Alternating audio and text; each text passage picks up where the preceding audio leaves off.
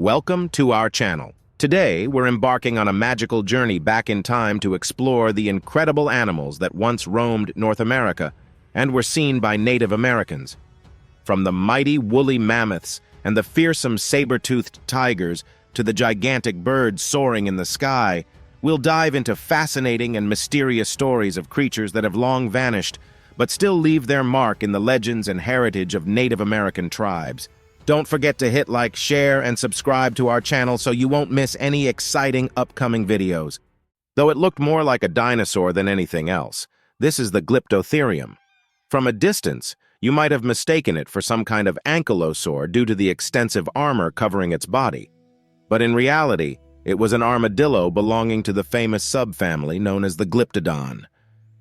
Members of this group are best known for their size, with individuals ranging from the size of a dog to that of a small car. Glyptotherium was among the largest, with adults measuring over 2 meters, 6.5 feet, in length and weighing 1,165 kilograms, 2,568 pounds, equivalent to the weight of a large male giraffe. Its heavy nature was primarily due to its giant carapace that encased its body, made of numerous osteoderms, also known as bony plates. This armored dome was a signature feature of Glyptodon, yet Glyptotherium was unique with much taller and thicker armor compared to others, with osteoderms sometimes being 2 inches, 5 centimeters, thick.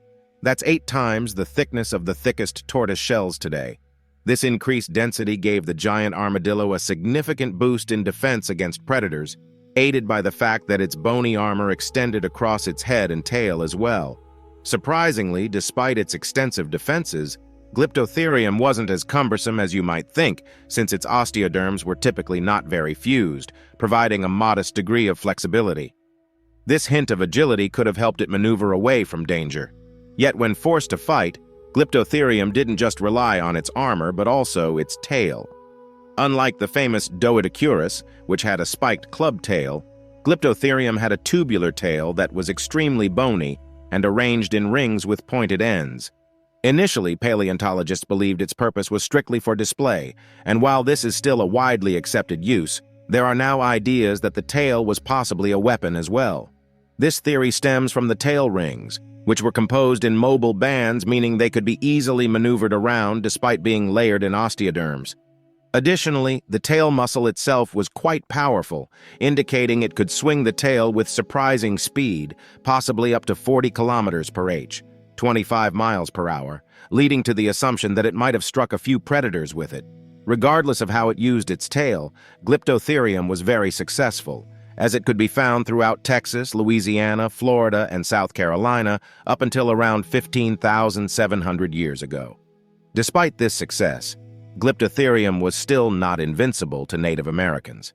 Evidence suggests it was occasionally a food source, with a fossil site in Texas showing that humans had partially consumed a specimen's osteoderms, while another site bore numerous skulls that had been butchered in a similar manner.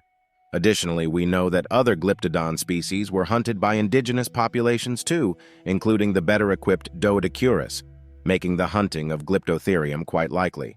Not all animals that lived alongside Native Americans were easy targets, as demonstrated by the direwolf. Contrary to its name, direwolves weren't true wolves but a unique genus of canines scientifically known as Enocyon, more closely related to jackals than anything else. From a distance, though, you might still mistake them for a wolf, albeit a very large reddish one. On average, direwolves were about the size of the largest recorded gray wolves and could potentially grow even larger, with an estimated maximum weight of 110 kilograms, 243 pounds. This made them the largest known canines and one of the biggest members of the canine family. Unsurprisingly, they also had a terrifying bite to match their size, thanks to a powerful jaw and dentition with adaptations similar to those seen in hyenas. This combination resulted in direwolves possessing a record-breaking bite force, with one study finding them to have the strongest bite of any canine. This power is thought to have been an adaptation for taking down large prey, which included ground sloths, horses, pronghorns, bison, and mastodons.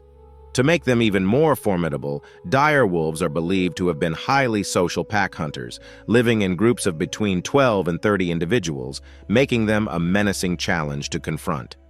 Their social structure, combined with deadly bites, helped make them one of the most successful carnivores around, and often the most common predator in their environment.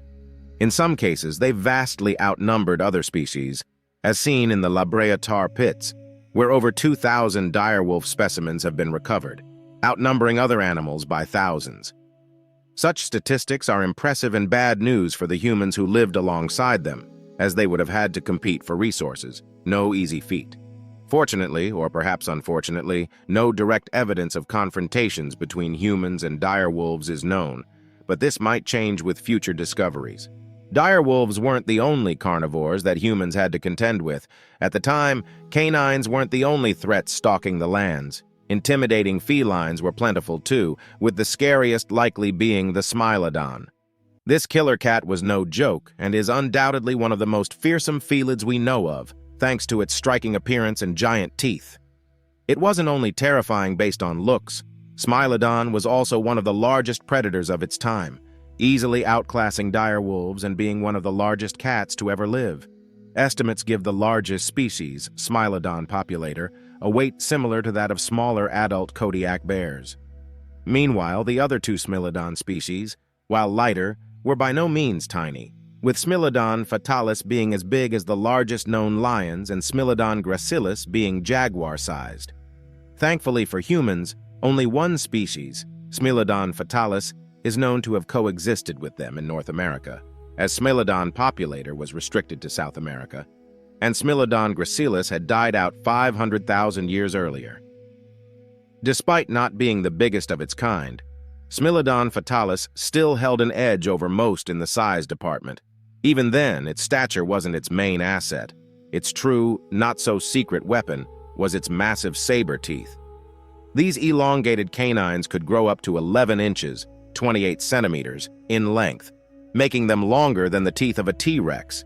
With such formidable weapons, Smilodon wasn't after small critters, but rather megafaunal herbivores like giant bison, camels, Glyptotherium, mastodons, young mammoths, and horses. It is currently thought that Smilodon would dispatch such large prey by sinking or thrusting its canines into the victim's throat, delivering death quickly. Because this method targeted a soft body part, and its teeth were so long and sharp, Smilodon didn't need a powerful bite, leading to a relatively weak chomp comparable to that of a jaguar, which is much smaller than Smilodon fatalis. Nevertheless, its bite worked wonders and wasn't the only tool Smilodon used. Like modern-day cats, it had razor-sharp retractable claws that it further deployed to grip tightly onto prey during hunts. Furthermore, examinations of its heel bone suggest that it was an exceptional jumper, capable of reaching 12 feet, 3.7 m in height, allowing it to easily leap on prey many times its size. Beyond its physical attributes, Smilodon was still designed to be a hunting machine. Scans of its skull indicate a brain structure similar to that of modern felines, showing heightened senses of sight, hearing, and coordination over its limbs. This made it a menacing package that might have been multiplied, as certain fossil sites contain numerous Smilodon individuals in close proximity, leading to the idea that it may have been a social creature that hunted and cooperated in prides. Paleontologists also think that Smilodon caused significant problems for Native Americans, playing the role of a competitor like the direwolf, since it went after many of the same animals that Native Americans did. This competition was spread far and wide, considering the fact that Smilodons have been found in nearly every part of America. The competition also likely became lethal at times, as both occupied similar niches and lived in the same areas. Some humans may have even been targeted for food. A Smilodon's size and weapons made it easily capable of taking down unsuspecting or unarmed humans. This is backed by findings of other felines, including earlier saber-toothed cats, which were known to have preyed upon hominins. Even today, about 500 people are killed every year by big cats, despite modern technology and low populations. So it's not a stretch to assume that at least a few humans got saber-toothed, making Smilodon one of the last animals you'd want to run into. For Native Americans, Smilodon wasn't the biggest threat around, literally. The largest predator they shared the land with was the Arctodus, or giant short-faced bear. This behemoth, part of the Tremarctinae bear family, included Arctodus simus, which coexisted with Native Americans until about 12,800 years ago. Arctodus simus was enormous, possibly weighing up to 957 kilograms, 2,110 pounds, rivaling medium-sized theropods like Teratophonius, standing at human eye level on all fours and reaching 3.4 meters, 11 feet, on two legs. Arctodus had a robust skeleton, powerful limbs, and large claws. Its broad skull housed thick incisors and canines. Despite its fearsome appearance, research suggests Arctodus was an opportunistic omnivore. Its diet varied based on location, herbivorous in California's La Brea tar pits and more carnivorous further north, indicating it prioritized easy calories over hunting. Due to its size and slower speed, Arctodus struggled against more agile predators, leading it to adapt its diet. However, it wasn't a pushover. Signs of Arctodus bites have been found on large megafauna like mammoths and mastodons. Paleontologists speculate that Arctodus used its size to intimidate other predators, including humans, into abandoning their kills, making it a formidable presence on the prehistoric landscape. While Smilodon was a fearsome predator, Native Americans faced an even bigger threat in the form of mammoths and mastodons. They encountered Columbian mammoths, woolly mammoths, pygmy mammoths, and American mastodons. Except for the island-dwarfed pygmy mammoth, these giants were massive. The Columbian mammoth, the largest, stood at 3.75 meters, 12.3 feet, and weighed 12.5 tons, surpassing even African elephants. Woolly mammoths were about 8 tons, and American mastodons, though shorter at 2.1 meters, 7 feet, could weigh up to 11 tons. These giants had thick skin, and in the case of woolly mammoths and mastodons, dense fur coats for protection. Their iconic tusks, used for various tasks like digging and defense, made them formidable. They thrived in diverse habitats, mastodons in forests, woolly mammoths in steppes, and Columbian mammoths in grasslands, ensuring frequent encounters with humans. Despite their size, evidence shows these giants fell to human hunters. Early humans began hunting them over 20,000 years ago, though initial attempts were often unsuccessful due to the thick skin of these animals. However, around 13,000 years ago, the Clovis people, equipped with advanced fluted projectile points, became adept at hunting megafauna. Numerous kill sites across the U.S. contain remains of these animals, indicating systematic hunting. Hunters targeted the less protected torsos and tracked the wounded animals until they bled out. One female mammoth found at the Naco Mammoth kill site had 8 projectiles embedded in various parts of its body. Successful hunts provided food, tools, and art materials, as bones were used to create tools and engravings. The smaller pygmy mammoth also faced extinction soon after humans arrived on their islands around 13,000 years ago. Early Native Americans had a somewhat one-sided relationship with the camelops. Despite its underwhelming name and modest size, this North American camel was quite unique.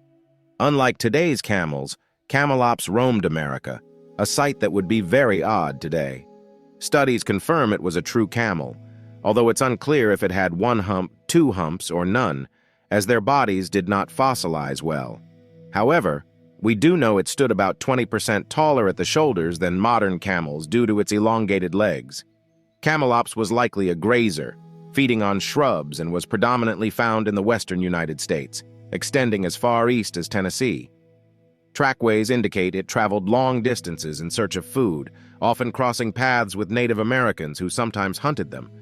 Despite its lack of size, armor, or defensive weapons, Camelops appears to have been hunted far less frequently than other megafauna. Most camelop specimens show no signs of damage from hunting, and sites with large amounts of their remains often lack stone tools, suggesting they were not a primary food source for early humans. Another intriguing creature that Native Americans may have encountered but largely left alone was the castoroids, commonly known as the giant beaver. Its size earned it the title of giant, with adults averaging 1.9 meters, 6.2 feet in length, reaching up to 2.2 meters, 7.2 feet.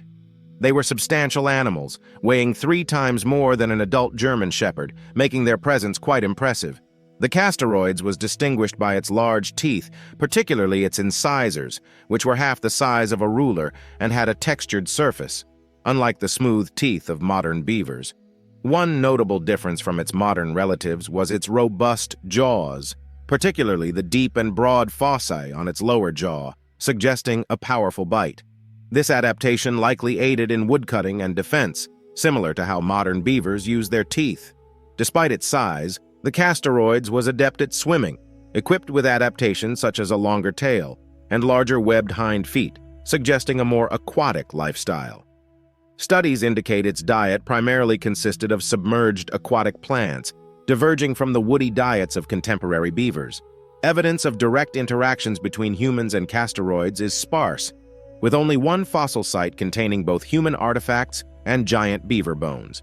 However, indirect evidence, such as the presence of giant beavers in First Nations mythology in Canada, suggests cultural recognition of these prehistoric giants. Sadly, Castoroids became extinct approximately 11,000 years ago, joining many other fascinating species that once roamed America. The decline of these megafauna, which constituted only 30% of their former biodiversity, remains a topic of debate among paleontologists. While some argue that human activities, such as hunting and competition, played a significant role, others attribute it to climate change. Regardless of the cause, the loss of these majestic creatures represents a poignant chapter in America's natural history, leaving us to marvel at the diversity and wonder of the past. Thank you for following this journey. Don't forget to like, subscribe, and turn on the notification bell to see other interesting videos.